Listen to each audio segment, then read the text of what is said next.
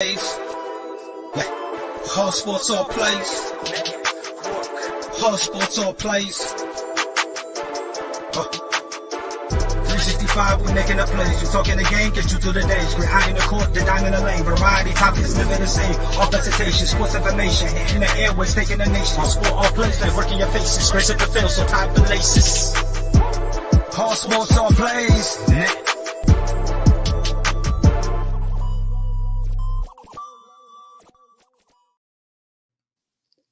What's going on, Suns fans? How's everyone doing after that amazing win tonight? I was actually at the game, so I'm feeling a little more pumped up after the game, man. Talking a lot of trash to a lot of Jazz fans. People were booing me, and they would boo Booker whenever he touched the ball. And the second he would score something, I would go up, just point to the back because I got the Booker jersey on, and let him read and weep. They were saying, go back to Phoenix, all that stuff.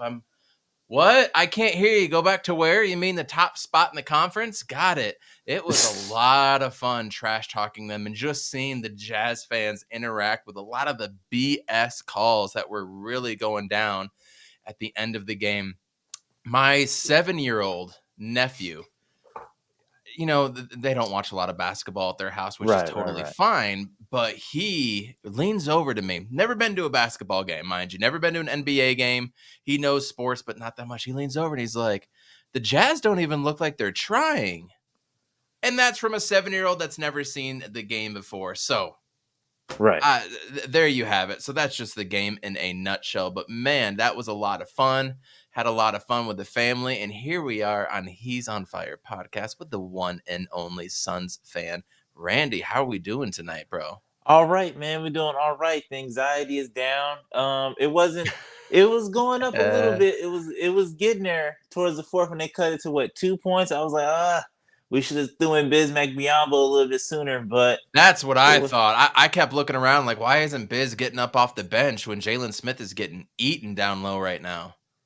Yeah, you could kind of tell that he wasn't used to being out there with that closing unit or just in the crunch time, just because I've seen, I don't know if you've seen it being there. Like, it seemed like he was arguing with Book and CP3, like whenever like it would be a defensive breakdown or whenever they would drive and penetrate and kind of dump off. It seemed like CP3 was telling him something, and he was telling him something back, and then he didn't want to take out the ball, so it was just a little weird. It was, yeah, I kind of saw that too, and it was weird, but anytime there was a jam, like Hassan Whiteside had 5 or 6 dunks down there? Yeah. Anytime, or Pascal even, anytime something like that happened, I would see Cam Johnson or Mikal be like, what the heck? And it was always when Jalen Smith was on the floor.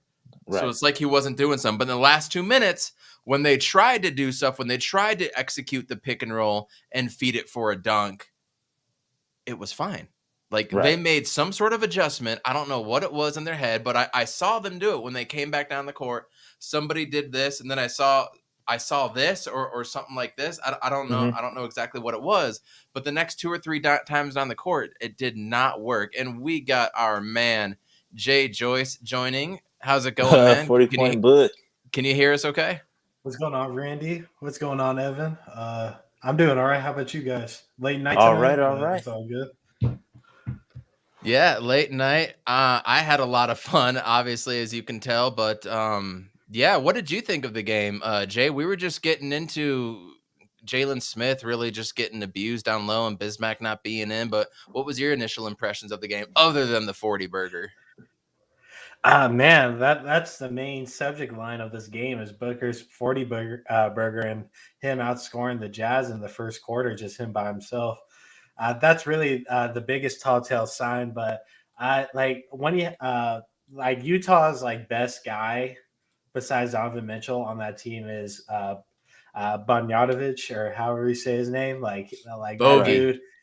Yeah, Bogey. Yeah, he slashes, dashes.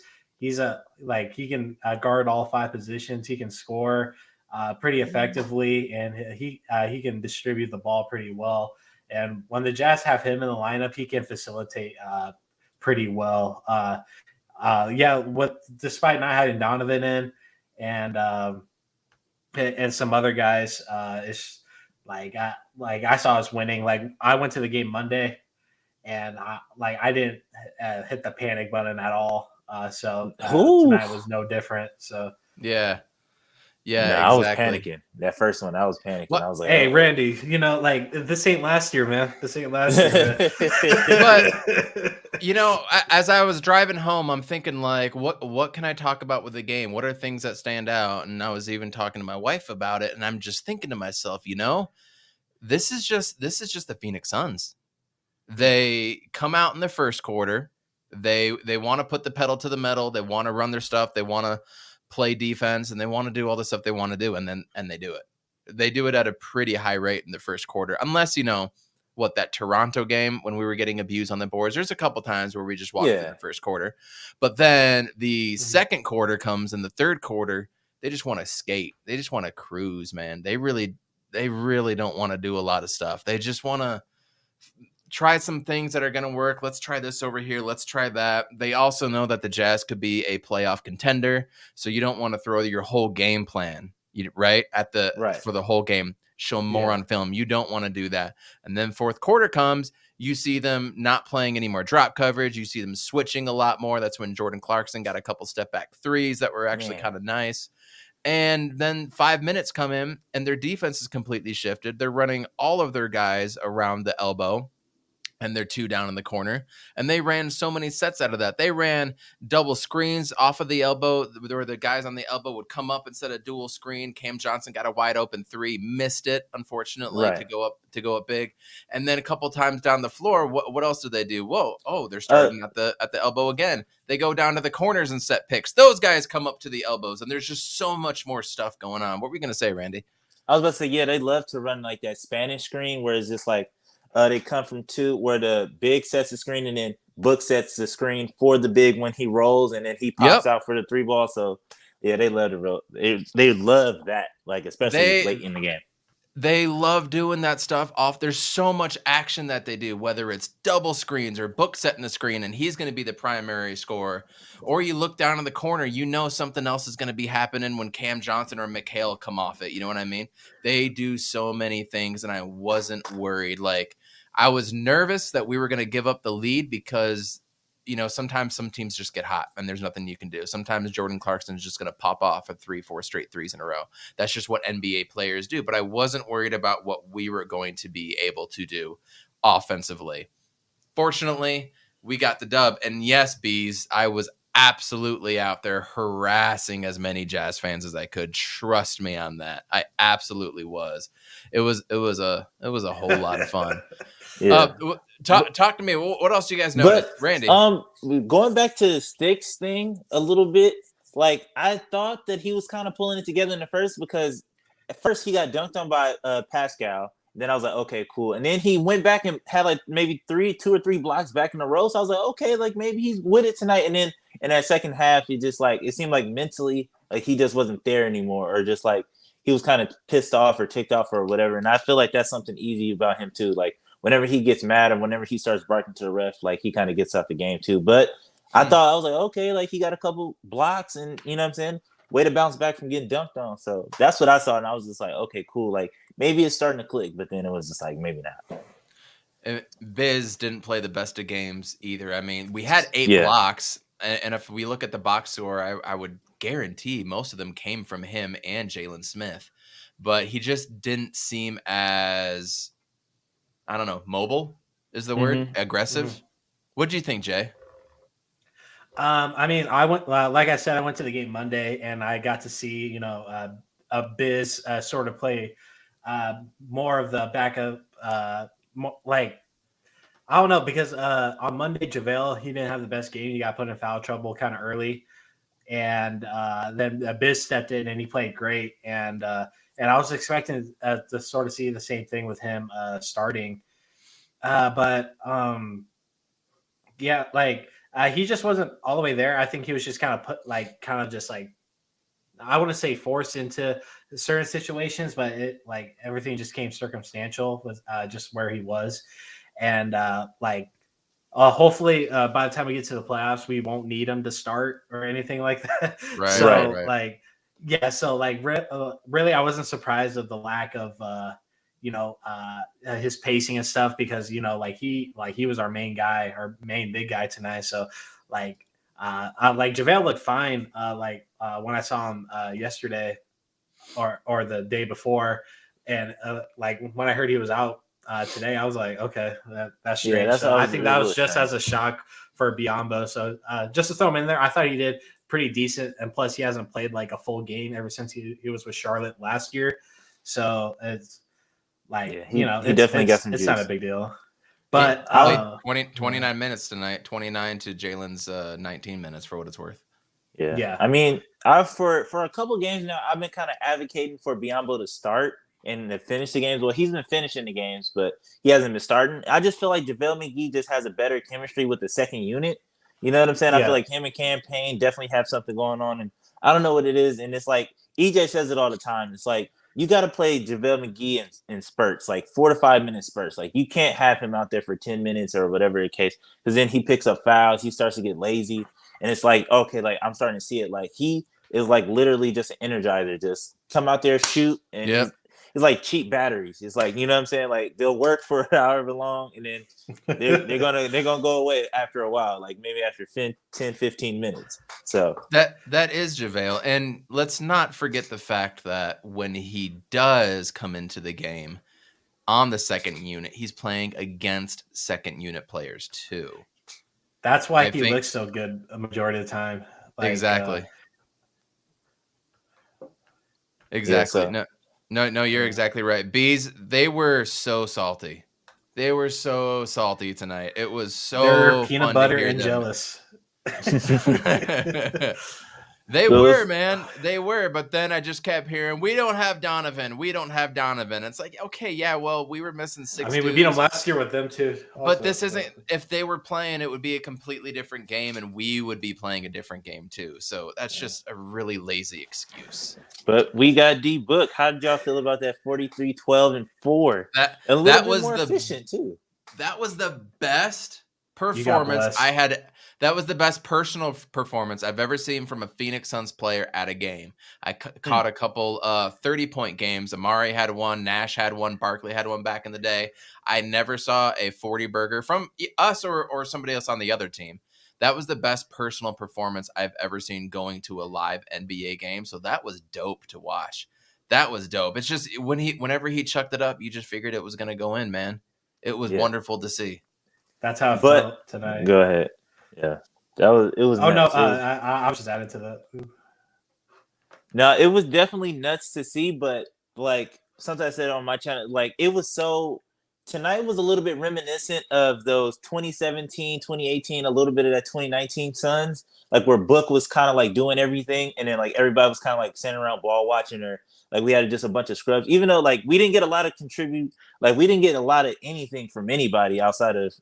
Well, CP3 in the fourth quarter. CP3, like, and that's it. Yeah, so it was like Book, and it like I was literally taking me back. I was like, man, I remember those days where it was like Book had to score 30 or 40 just for us to even be in the game. And I was like, okay, like, but then a little bit too, it seemed like it was kind of a game plan too, because it was like a little bit of Book's fault, because it's like, all right, like he was so hot that nobody else got a chance to catch a rhythm. You know what I'm saying? Like they were just like, just keep feeding him. He's hot. Like keep feeding him. And so, like, Cam Johnson never got a rhythm. Bismack never got a rhythm. You know what I'm saying? CP3 was off, too. So, it was just like, it's like a kind of like a double-edged sword when, you know what I'm saying, when you got a guy that can do that. So, that was a little interesting, too. I want to share my screen and bring this up. This has been a topic for Suns fans, and I am here for it. Do you guys see this garbage? No one loves juicing their numbers against bad basketball team more than Devin Booker. Suns fan Randy still needs to get Suns fan Randy. We need to bully Suns fan Randy to get on Twitter, man. Everybody bully the hell out of him. This stuff is on Twitter all the time, dude. You need to get on here, bro. I do. So Ben Anderson works for KSL Sports, which is the newspaper out here. Zone Sportsnet. Oh yeah. I said that. You just continue to suck at your job. And then I posted, how many L's do you take on a continuous basis? I just tweeted him now as well, and I said, was that stat padding at Ben Hoops? So we'll find out if he responds to that. But he said on Monday, nobody loves juicing their numbers against a bad basketball team more than Devin Booker. A few things to break down in this. Number one, you are admitting that the Jazz are a bad basketball team. You didn't say like And- without Donovan Mitchell or without Gobert or anything like that. You just threw that out there. Second of all, I don't really think there's a thing as such as stat padding in the NBA. I mean, there is to a point, like when Russell Westbrook does it and he misses a layup and gets his own rebound multiple times.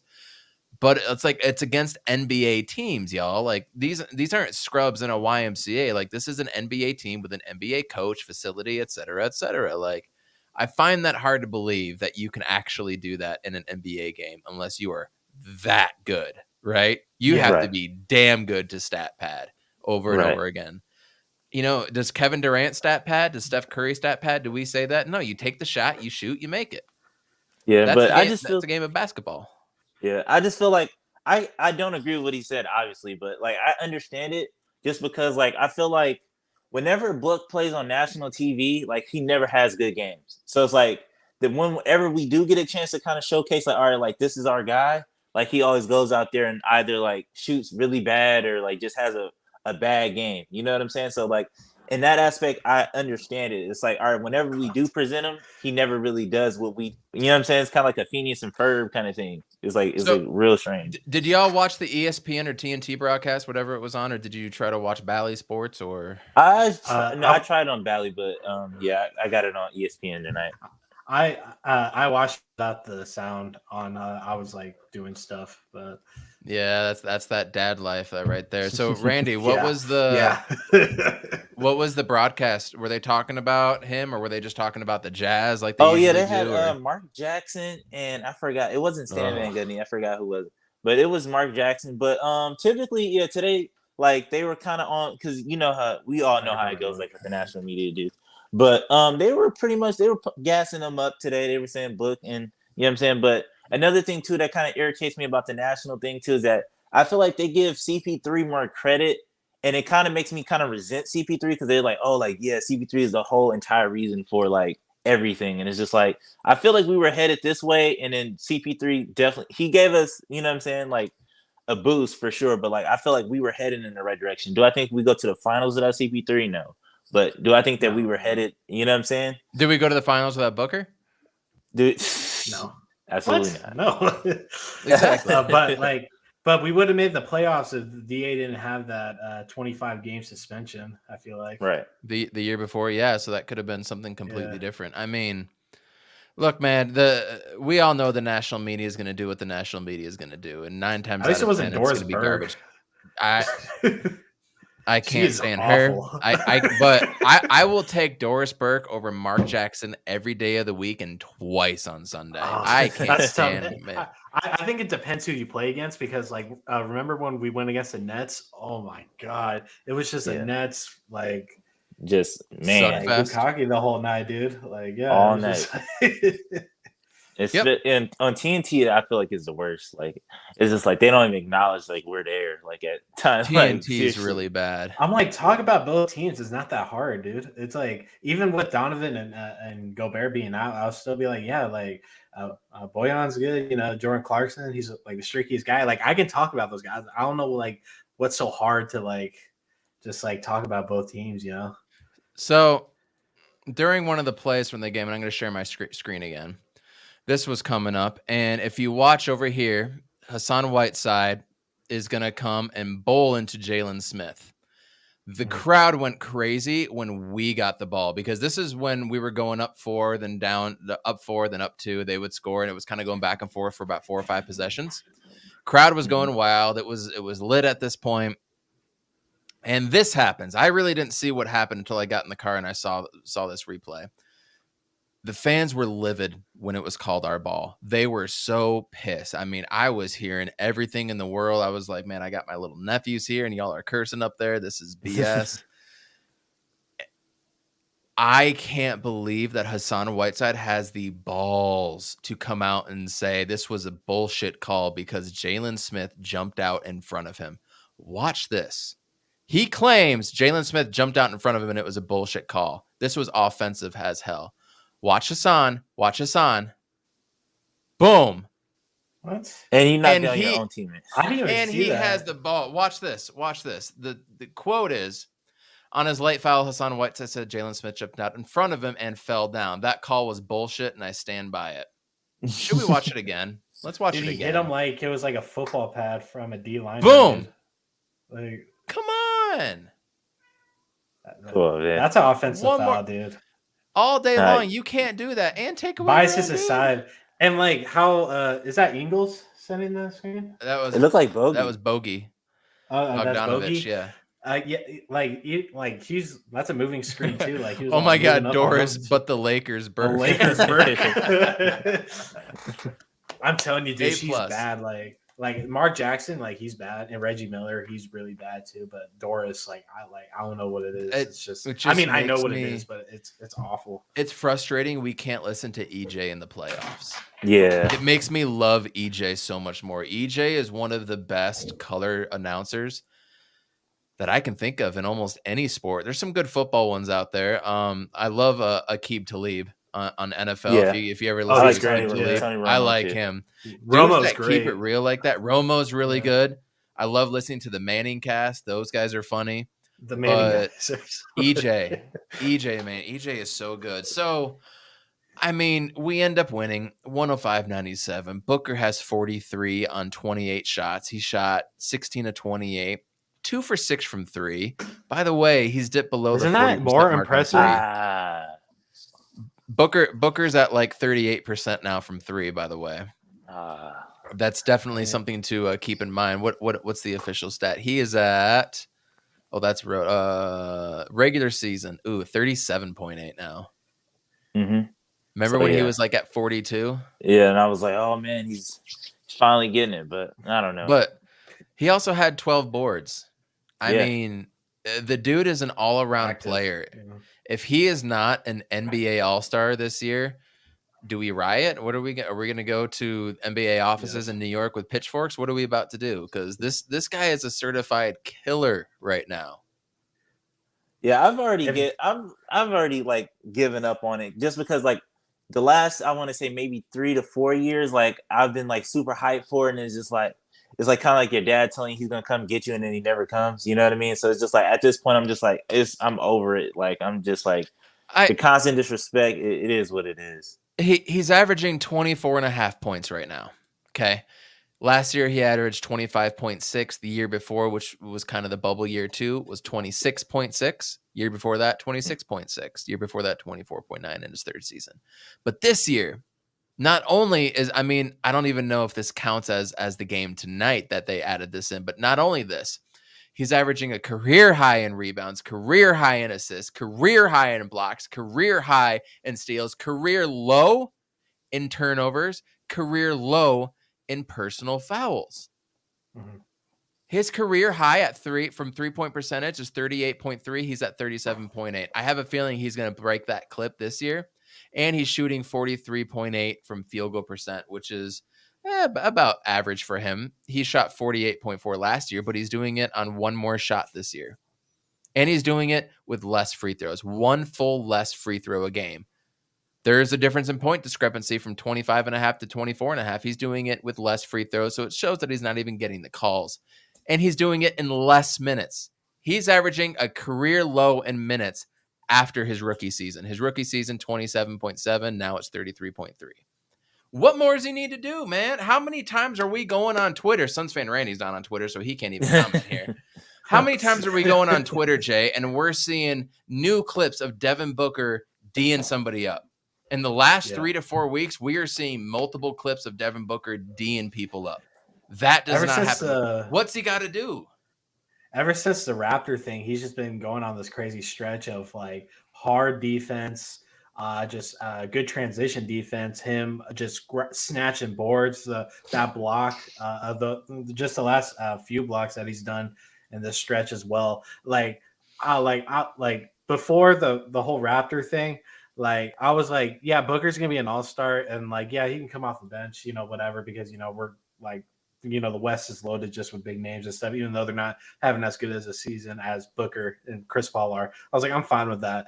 But after this stretch, this like 5-6 game stretch, I'm more leaning to like Booker is at the point where he needs to start over Ja, because Ja, like, really, this is like his first good season. All right. So like, yeah, like Ja is nationally loved and like I love him too. I think I can speak for everybody here. Everybody loves Ja, but Booker is like he's having a better season. He's on the better team. He's the best person on his team. This fucking The Suns when it's the fourth quarter crunch time. Hassan Whiteside, ready or not. And if y'all don't follow Streaker, I don't know how to pronounce that. Dude. He is funny. Sorry, Jay. I just came across that. I'm kind of BSing the night a little bit. Yeah, I'm just at the point where like Booker needs to start because like who's really gonna start over him besides like Curry, even though Curry's having kind of a crap year. Well, whoever's the top two in the guards will obviously start. Yeah, like obviously, but like I'm who deserves to start. Who deserves to start and who's getting voted to start? Those are two completely different conversations too. Yeah, absolutely. And I just feel like too, like they're gonna I don't know what it is about Book, but it's like it seems like they're always gonna move the goalpost for Book because it was like for the longest time it's like, oh yeah, he's not getting selected because he's never been in the playoffs. Oh, he's not getting selected because he's not on a winning team. He's on fire. Y and Z, and it's just like how many times you gonna move the goalpost? And that's why I said like I'm kind of like over it. It's just like all right, like you guys are just gonna continue to move the goalpost, and it's like. Now you got Klay Thompson ahead of him, and he hasn't even played with 4 games this year. So it's just like at some point, and that's why I was kind of happy that he didn't play last year as a filler or whatever. He kind of realized his worth and was like, you know what, I'm better than just a filler guy. You know what I'm saying? So I thought he got COVID. Well, last year? Yeah, I thought he got COVID last year. That's why he couldn't play. No. I think All-Star game was right before COVID. I think, or it might have been No, last year was right in the middle of COVID. You're right. I swear he had COVID and he wasn't able to go. I don't know. We probably have to look at that, but I think he sat out. I think he came out with an ankle. I think he was out with an ankle because CP3 went and then Book was like, he pulled out. I want to say later and was like, yeah, like I'm not going because of an ankle injury or something. But I don't know. Yeah, I do remember that. Yeah, he had COVID. COVID. Yeah, I'm looking it up right now. He had COVID last year. Okay, so I mean, I guess I thought he was out because of something else, or I thought he just was kind of like, I'm over it, or like I'm better. That was a really weird All-Star game too. Like none of the players even wanted to go. They voted against it. Like they're not going to have any fans, and that was a really effing weird one. But we got the Chris Paul dunk? Is that what happened during? Yeah. We got the Chris Paul dunk at least. But I wanna move the conversation over to what we were talking about, Randy, before you came on, or before we went live. So, do you want to pose that question to the chat, to me and Jay, and yeah? So, we'll and then I have another one too to follow up after that. So do you think, as constructed today, with the players we have, do you think that we would match up well if we met without a shadow of a doubt, do you think that we could beat the Milwaukee Bucks if we met them again in the NBA Finals? I'm going to leave that to you, Jay. I'll answer in a second. In my personal opinion, yeah. With a straight face. Oh, okay. Sorry. Well, I like as soon as we signed JaVale McGee and Landry Shamet, I was like, oh, like if we would have had these two last year, this would have been a completely different series. Because for everybody that forgot, we went in lacking in size just in general. Our size got taken out around between game 3 and 6. Torrey Craig got hurt, Sarge got hurt, and then Giannis took the opportunity to get DA in foul trouble. And then once that happened, like what were we able to do? They threw in Lopez, they threw in Bobby Portis, and we just couldn't guard everybody, So that the size killed us, the rebounding killed us, the second chance opportunity, rebounds and shots killed us, and it just overall they just outworked us at the end of the day. And I fully acknowledge that. Fast forward to now, this team healthy with the size that we have, the better chemistry I think we have, the more of us closing out in the second half that was kind of bipolar last year. I think that's really what the Suns worked on this offseason. It was not closing in the fourth. And like, what do you know? You can probably pick 12 random games this season so far of the Suns staying even and then just closing in the fourth and just putting the dagger in and just controlling the pace. Because when we played the Bucks kind of controlled the pace a bit, with Giannis pushing the ball and Chris Middleton controlling the clock and him just wasting time and stuff. And that's why a lot of those games we lost by either 5 points, between 10 to 5 points. It was never a blowout.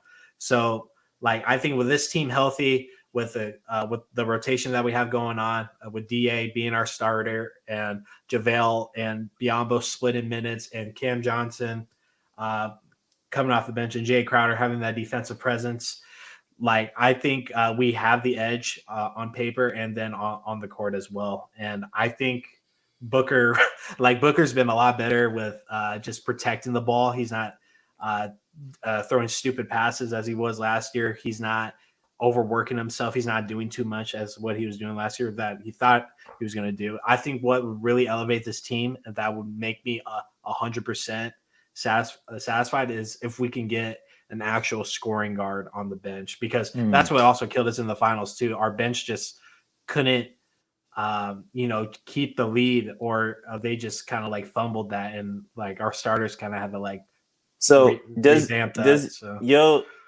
your outcome do we need a scoring guard for us to beat Milwaukee, or do you still think as still constructed today we still could without I think the guard? As constructed today, I think we can do it. I think it would be a 7. But it's just the icing on the top. Okay. Yeah, it's just the icing on the top. If we I'm not saying we have to add Eric Gordon. Let's just say an Eric Gordon-like player, just to be alongside with Campaign, being really Booker's backup, and just having that scoring presence off the bench. I think would be huge for us because we could not score in the finals when our bench was out there. So here's my thing. As constructed right now, I'm going to say probably Grayson Allen not. is going to be trouble. Yeah, he's going to fucking injure somebody is what's going to happen. Yeah, Grayson Allen is definitely an issue. The thing you need to look at is, one, Brook Lopez is out indefinitely. Yeah. He played one game this season, back surgery. Beginning of December, they said he was out indefinitely, and there's still no timeline. Indefinitely can mean a lot of things. I mean, if he comes back in March, April, that's tough to get in basketball shape and be ready to play at a championship level. So that's tough. So that's something that they have going for us, because you throw Brook Lopez into this and bring in Bobby Portis off the bench, man, Chris Middleton is 6'7". I do think Mikal has learned a few things and he can D him up a little bit better. Or you have Mikal guarding like Drew Holiday and you have Jay Crowder guarding him, right? You have options there. You have DeAndre Ayton, who I think did an amazing job against Giannis, all things considering. And Bobby Portis was that huge, huge X factor. So Drew Holiday D'd the fuck up Booker and Chris Paul. And at the same time, it was ridiculous. Yeah. Ridiculous. Absolutely. And he forced them into spots where Chris Paul and Devin Booker turn it over a lot. And we still see that with Book. We don't see ISO Book anymore, where he's just going to do some dumb shit and turn it over. But there's quite a few times where Chris Paul and Booker do get into places where they are turnover prone. And it's with guys that pressure them the whole time. And he didn't switch.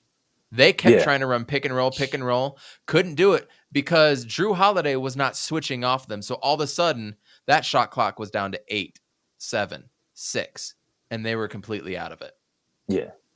That was the biggest problem. Yeah, he's super crafty as a defender too, because like I was saying on mine, so good. Yeah, it's I'm kind of like a masochist in the sense of I watched the finals, the Suns, when we lost, maybe once a week. You know what I'm saying? I gotta watch something game 2 or just, you know what I'm saying, just kind of reliving it. And if you watch just Drew Holiday's defense and his craftiness, because if you kind of watch it, I was watching it, he's hitting Chris Paul's injured wrist the whole entire series. He's slapping at his wrist. He's you know what I'm saying? And it's you could tell it's bothering Chris because he's wincing in pain a little bit. Yeah. And then and that clutch steal that he stole from Book, and Book was it's a foul or whatever.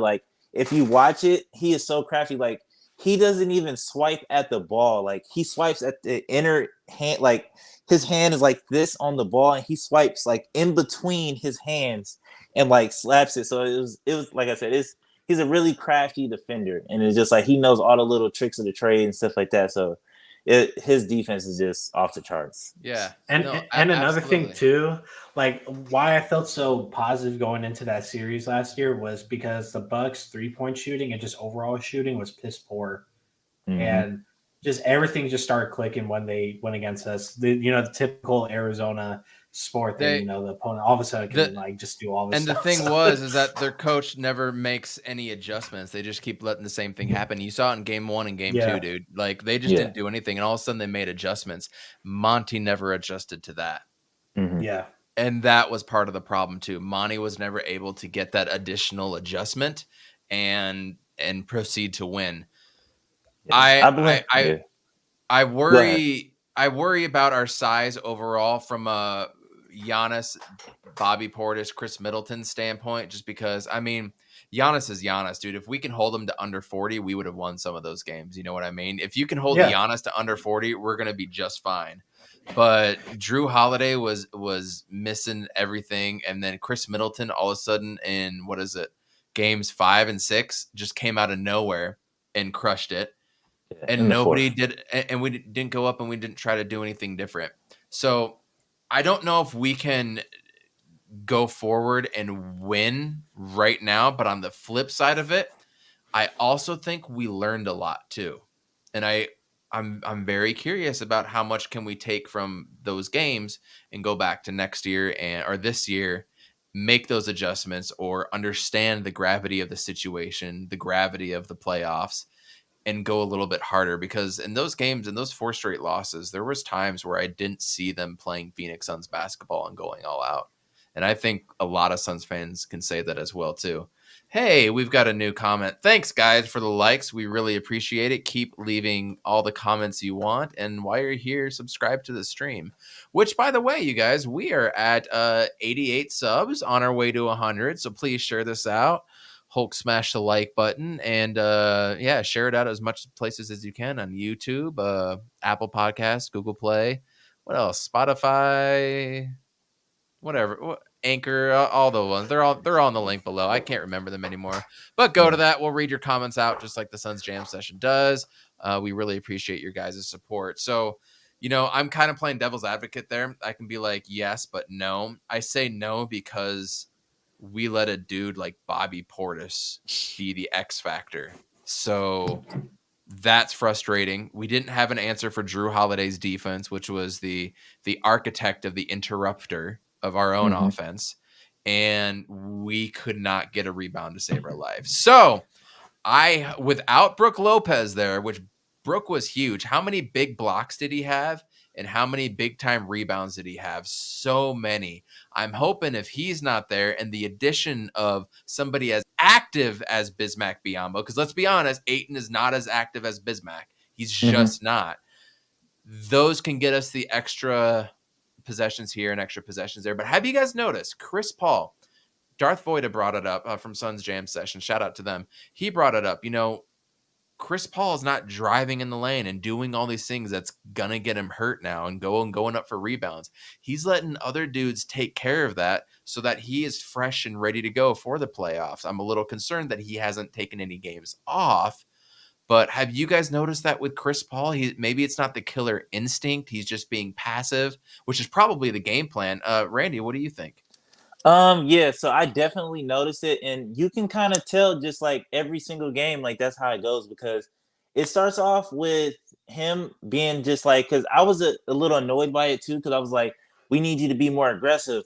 But then like I noticed it's just like they kind of give the game the book in the first couple quarters. Yep. You know what I'm saying? And then he just comes and take over, because it's in the last maybe 3 games, he's had like 15 points just straight in the fourth.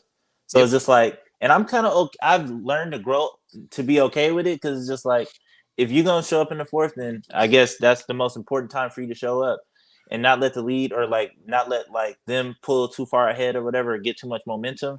I'm fine with it. But like you said, I definitely do notice that he like, hey, get up, DA, hey, get up, Mikal, get this, you know what I'm saying, and go do that. And I'll also too like cringe a little bit whenever I do see him jump and grab boards or stick his hands for like steals and stuff like that. I'm like, oh, wait a minute, we don't, you know what I'm saying? It's not worth it. But yeah, I definitely for sure notice it. Have you noticed that, Jay, or were you cut off when I asked the question? Yeah. What was your question? It just booted me for whatever reason. No, you're fine. I said, one of the things about Chris Paul is that he's not healthy during the playoffs, right? So this season, it definitely seems like he's more passive. He's not attacking. He's not aggressive. He's not all these things because he wants to be healthy for the playoffs. Have you noticed that kind of play? Like he's not even going up and getting rebounds. He's letting other dudes do that work. Have you noticed that, Jay?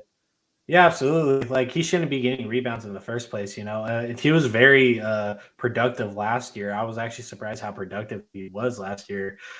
He was just everywhere on the court. He was always like there for the defensive rebound. He was always pushing the pace. He was just like a bull in the china shop, if you want to think about it that way. And I was pretty confident going into that Lakers series. I'm like, he's gone all year, not being injured. He's looked great, and then what do you know? Like 5 plays in, and like his shoulder gets thrown out and stuff. So you live and you learn.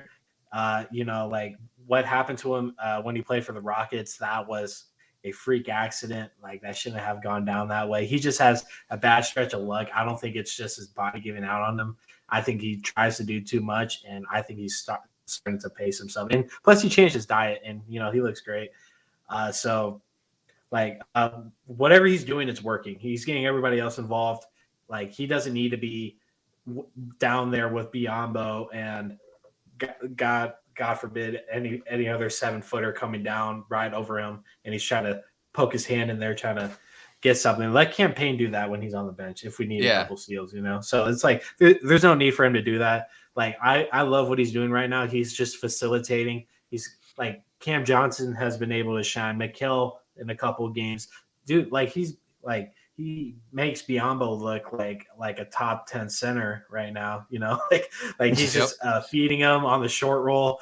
JaVale McGee, he looks great just because they're playing with Chris Paul. So Chris Paul knows his role and he does it amazingly. Like as long as he paces himself and he doesn't get himself hurt, I think our chances are pretty good going forward. Let me ask you this really quick. So now the Suns are 18-3 without DeAndre Ayton. This is something I've also been thinking about. We're like 18-3 without. Yeah, we're 18-3 without DeAndre Ayton. So how do you think that's going to affect him, in negotiation time? Because I think we miss him and we need him, but it's like we're winning without him. So I'm in negotiation time when he goes and asks for that max.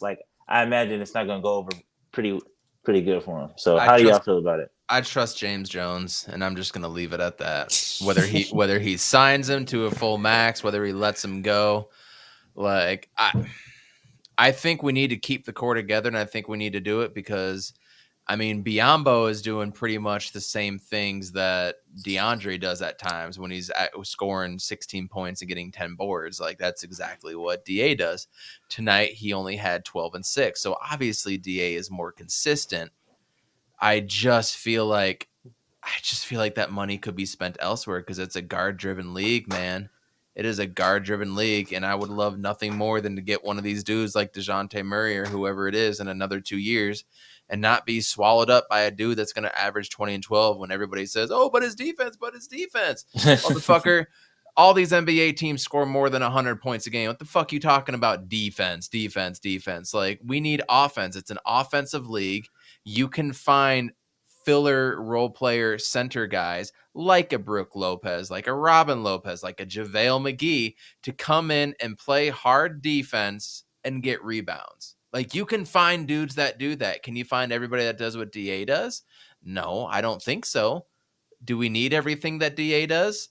I don't think so as well, too. That's just my personal opinion, and there's no hate on DA. That's just what he does is not worth the max. Is everybody legitimately going to look at me and say he is on par with Trae Young and Luka Doncic? Can anybody on this podcast say that?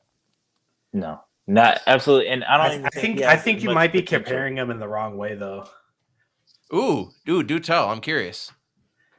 You want to go first, Randy, or?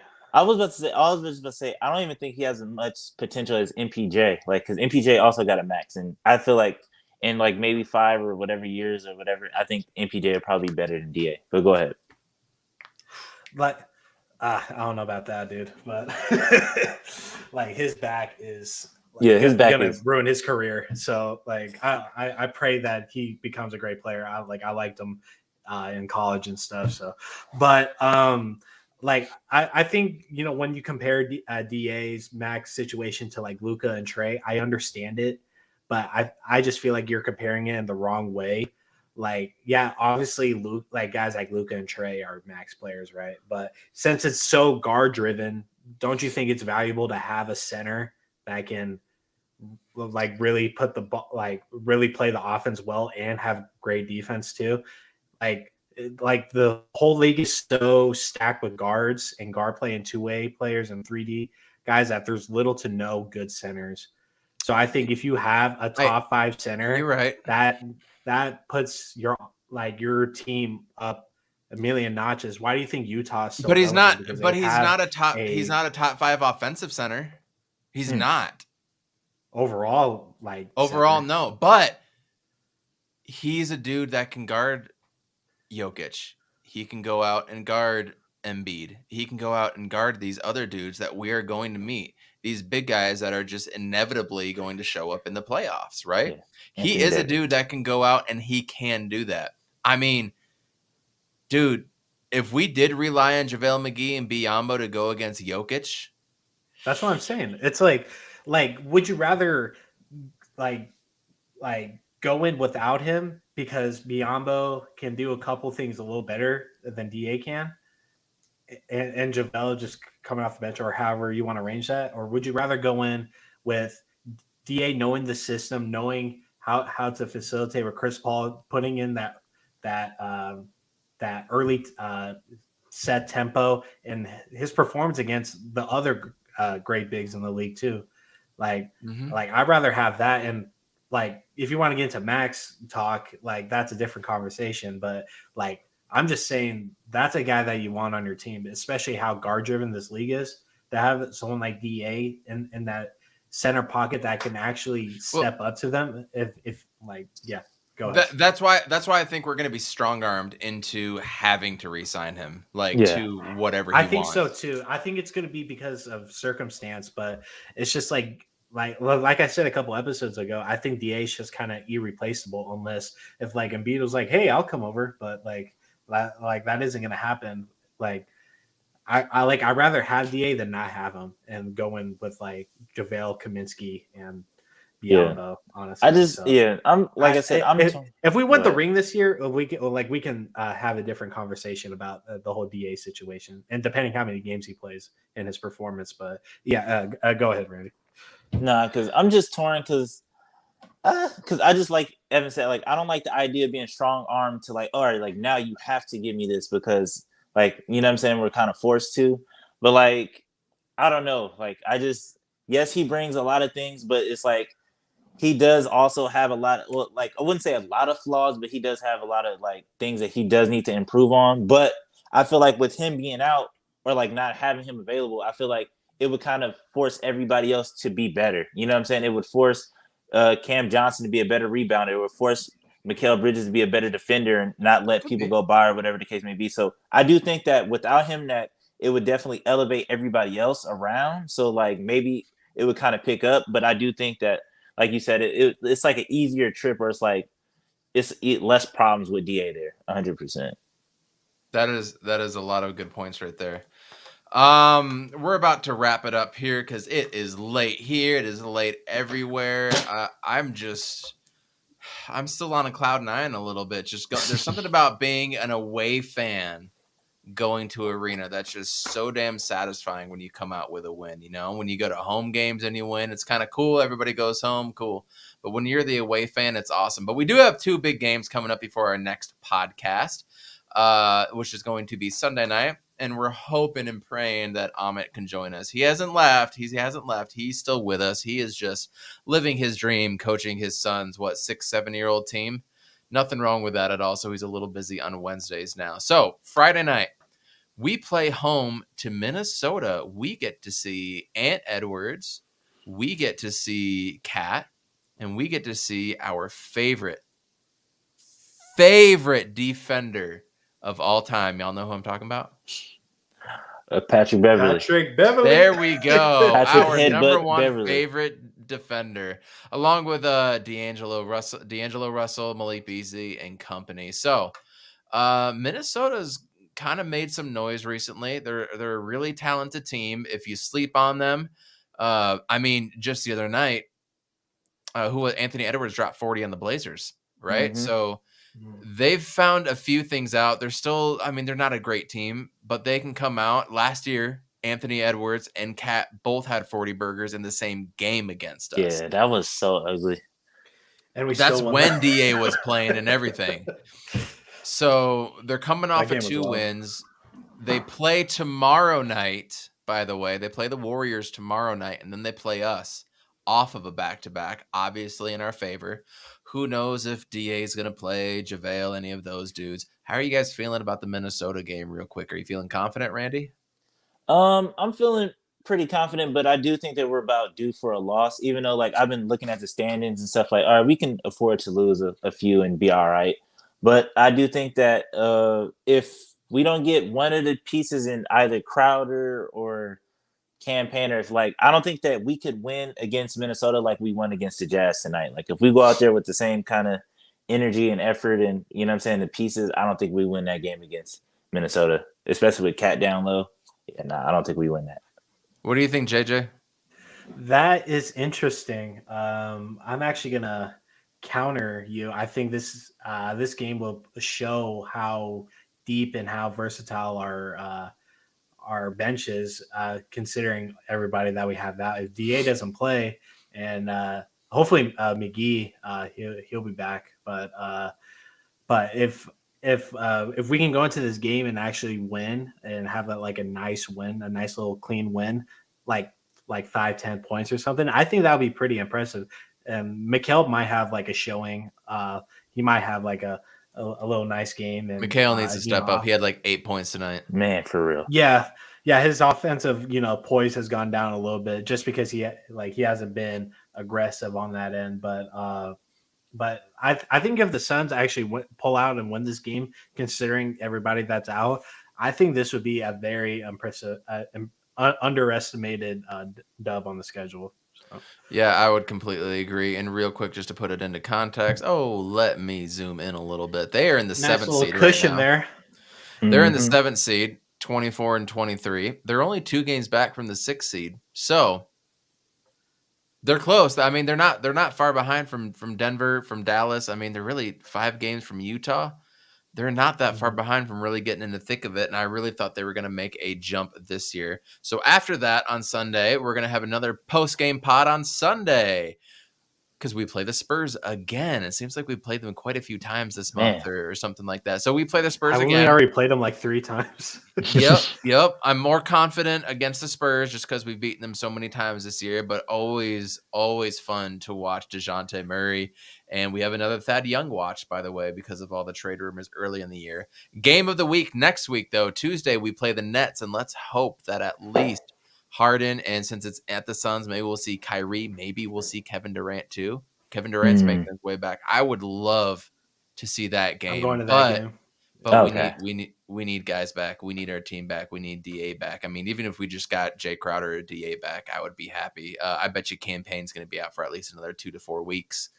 Because he hasn't, we haven't even seen him. Jay was shooting shots today. DA's been around and everything. So just take the time. Allegedly, he's coming back Sunday. So allegedly. So just take time. I mean, we got the All-Star break coming up. We've got 1, 2, 3, 4. Do you think 5, we can get 6, 40 7, wins 8, before the 9, All-Star 10, break? 11. That's my short-term goal. 11. We have 11 games before the All-Star break, and we're at 38. So we better. I want 40 wins games before we hit our 10th loss. That's my little milestone goal. Well, that would make us on another 10-game win streak, by the way. We would have to win 2 more games, and we would be on a 10-game win streak. Yeah, so let's do it. It can happen. Yeah, it can happen. I'm feeling good about the Phoenix Suns. You guys should too. It is always way more fun when your team does good. We're going to be back with you guys Sunday night, probably about 9:30-ish, same time as usual. Amit will be back. Share this podcast out, like it. We love you guys. See you next Sunday. She sets, loads up, and it is caught! Dylan Strong! Blitz coming, Matthews, Palmer extending the play, crosses the field, Larry Fitzgerald.